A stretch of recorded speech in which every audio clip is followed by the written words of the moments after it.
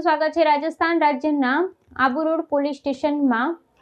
Bike ચોરીનો અનડિટેક ગુનો ગણતરીના દિવસોમાં ડિટેક્ટ કરતી વડાલી પોલીસ। મળતી માહિતી મુજબ નાયબ પોલીસ મહાનિરીક્ષક વીરેન્દ્ર યાદવ સાહેબ આઈપીએસ ગાંધીનગર રેન્જ ગાંધીનગર તથા પોલીસ અધિક્ષક સાહેબ પાર્થરાજસિંહ ગોહિલ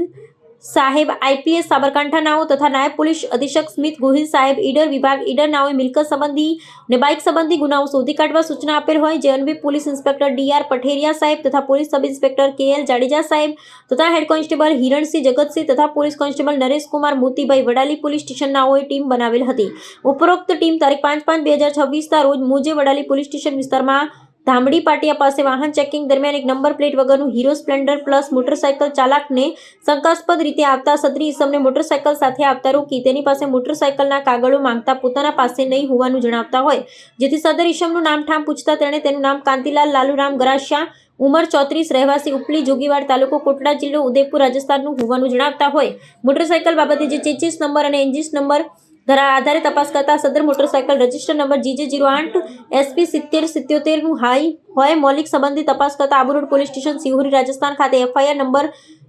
0200/2026 તારીખ 26/4/2026 ના રોજ ફરિયાદ દાખલ થયેલ હોય જેથી સદરી આરોપીને વડાલી પોલીસ સ્ટેશન લાવી કાયદેસરની કાર્યવાહી કરી તથા મોટરસાયકલ બાબતે આબુ રોડ પોલીસ સ્ટેશન જાણ કરવામાં આવેલ। પકડાયેલ આરોપી કાંતિલાલ બાબુરામ ગરાસિયા રહેવાસી ઉપલી તાલુકો કોટડા રાજસ્થાન આમ વડાલી પોલીસ સ્ટાફ દ્વારા રાજસ્થાન આબુ રોડ પોલીસ સ્ટેશનમાં મોટરસાયકલનો